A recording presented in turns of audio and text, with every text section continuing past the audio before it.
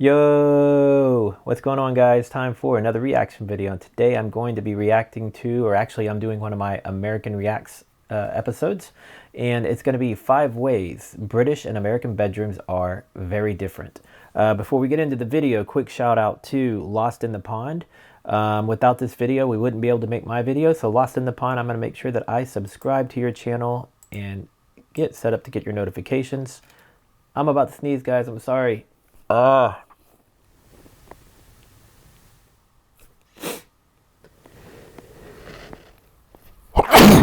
Oh, sorry. I'm not starting over. I'm not going to record. Let's just run with it.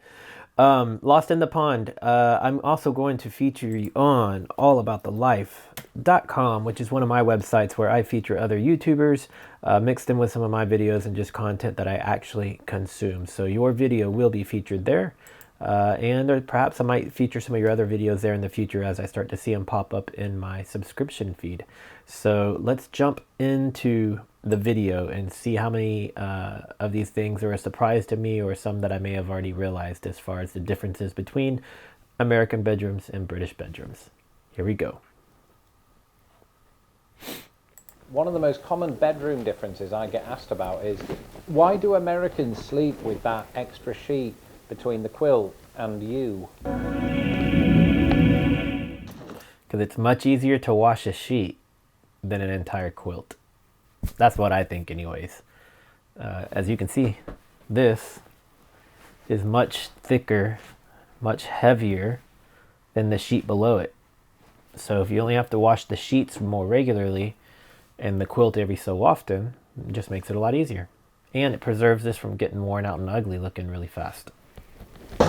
Hello, I'm Lawrence and I'm on a quest to uncover all of the memos that Britain and America lost in the pond, and one of those memos pertains to bedrooms. In Britain and throughout the world, people need a designated room where they can go to sleep and do other stuff, like reading, for example. But depending on the country that you're in, the bedroom, a word supposedly coined by Shakespeare, might take a different form. And as somebody who has lived extensively in both Britain and America, this is most certainly true of those two countries. And so without further ado, here are 5 ways that British and American bedrooms are very different. Before we even get to the main centerpiece of the bedroom, which is the bed, there is one major thing that American bedrooms have that most British bedrooms do not, and it's something contained not within the 4 walls of the bedroom, but within the wall. I'm talking about built-in closets. Now, this is my walk-in closet. I say mine, I mean it is shared with my wife, of course. I say shared, I mean it's mostly hers. So you might be thinking, well, Lawrence, where do British people hang their clothes? And the answer is simple: in a wardrobe that admittedly takes up more space, unless it leads to Narnia. But while America may have the... Yeah, if that was the option, I'd much rather have my walk-in closet or the closets that we have here than a wardrobe. We use wardrobes and dresser drawers and things like that, but that's more for your folded items. But all your hang-up stuff is going to be in a closet along with your shoes and coats and all kinds of things. So I kind of appreciate having the additional closet space. Advantage in the closet department, Britain is still leading the way on these. Back in the days when I still dressed like a child, you bought me this t-shirt, so you can leave it out. Back in the days when I was still a child, I distinctly remember sleeping alongside a rubber accessory that was filled with hot water. It was a hot water bottle, and it was one of those things that I'd forgotten about until researching for this video. For anyone not in the know, a hot water bottle is exactly the accessory I just described, and its purpose is to keep you warm while you sleep. It can be a problem if you accidentally burst it, because then your parents think you have another problem and you have to go see a doctor. Now, with the advent of electric blankets, hot water bottles have seen a decline in popularity. I've never actually even heard of that. The idea makes sense, obviously, but that's a new one on me. This is particularly true in the United States, but I have it on good authority that people still occasionally use them in Britain. But part of me believes that most of them just use it to refill their tea without leaving the bed. As always, when it comes to comparing British and American things, inevitably it always comes back to size. And you might not be too surprised to learn that American beds on the whole are longer, wider, or sometimes both, than British beds. So let's take a look at how that plays out, or lays out. That's a bed pun. Sorry, let's just take a look. So the smallest bed size in the United States is the twin bed. This measures in at roughly 39 by 75 inches. And its nearest equivalent in Britain is a single bed, which is just as long as an American twin, but 4 inches less wide. After that, America has a twin XL, which is coupled with Britain's small double. Try saying that after 4 whiskies. And then America has what is known as the full-size mattress. This is 54 inches by 75. This is almost identical to the double-size mattress in Britain. From here on out, things become like a game of chess, as both countries sort of introduce a royal family of mattress sizes. In the US, some people sleep on the Queen, not the Queen, that would be breaking news, on a queen-sized mattress, which is about 60 inches by 80. This is virtually identical to Britain's king-size mattress, but neither country ousts their bedroom monarchy there. What's better than a queen? A super queen. In the US, this measures in at 66 inches by 80. Funnily enough, the nearest equivalent in Britain is called, can you guess what it's called? Can you? It's called a super king, and it's 72 inches by 80. And so Britain wins, except it doesn't, because America also has a king-size bed that measures 76 by 80. And at this point, Britain's mattresses abdicated the throne, while America's just kept going with the California King at 72 inches by 84, and that's just showing off. So perhaps this... I didn't even know about like a super queen. I never heard of that.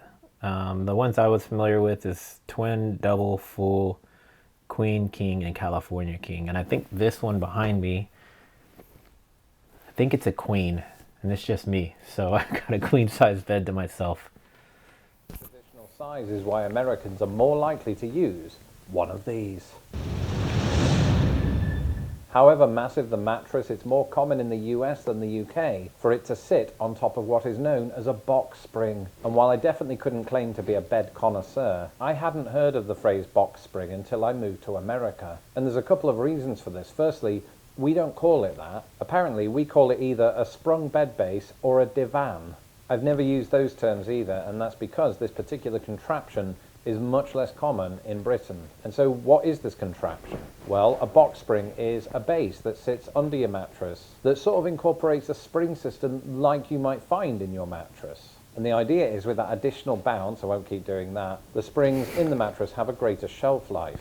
In Britain, our mattresses tend to sit on harder surfaces, meaning that the springs in your mattress wear down more quickly depending on how much you put them under duress.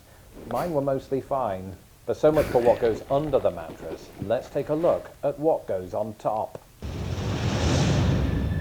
One of the most common bedroom differences I get asked about is, why do Americans sleep with that extra sheet between the quilt and you? And this is what's known as a top sheet. And while I have read that top sheets have become less popular among younger Americans, they are nonetheless still in wide use. But what purpose do they serve? Well, aside from adding an additional layer of warmth for Americans that don't know the joys of a hot water bottle, a top sheet is often used for hygienic reasons. The theory being that your body, and therefore body odor and sweat and dirt, doesn't come into contact with the comforter / quilt. And I can get behind this idea because it means you can wash the comforter less often. Who needs bulky laundry? Yes, that's kind of what I said at the intro when he first brought that sentence up. So I guess my prediction was pretty spot on. Now, because Americans are more likely to use this approach than British people, they're also more likely to not use a duvet cover because what's the point? In Britain, this is largely how we get around the hygiene problem, if indeed we choose to. Now, if Reddit is anything to go by, then this is the source of a heated debate. So let me know in the comments below, top sheet or no top sheet. As for me and my American wife, we compromised on both a top sheet and a quilt cover for some reason. That's it for this episode. Let me know in the comments below how you keep your bedroom. Just keep it general. And don't forget to subscribe to my channel so that my videos don't get lost in the pond. A big shout out to all of my patrons who make these videos possible. If you would like to become a patron of Lost in the Pond, you can do so at patreon.com. Y'all go check out his Patreon if you enjoyed this video and you start following his channel. /LostInThePond. Until next time, goodbye. I liked his, subtle humor, his little bit of wit that he put into there. Yeah, most of the stuff seemed pretty familiar to me, but I guess the new one on me was that hot water bottle. I'd never heard of that before. The concept and the idea behind it makes absolute sense. I just never heard of it. But if you have some suggestions of other videos like this one, or any kind of videos at all that I should be reacting to, tell me in the comments. I'm always looking for more suggestions. And yeah, it could be music, it could be culture stuff, it could be literally anything. I don't care. Like when I first started the series, I was watching a lot of very strange and odd videos, and it would be fun to to react to some more of those. But if you are new to my channel, please subscribe. Click that little bell on the bottom so you'll get notifications every time I upload a new video. If you like this video, please give it a thumbs up and go one extra and share this video. Facebook, Reddit, Twitter, Instagram, LinkedIn, Messenger, text message, email. Write it on a sheet of paper, fold it into a paper airplane, and throw it out the window and let somebody random find it. I don't care, just share. I will see you guys in the next video. Goodbye.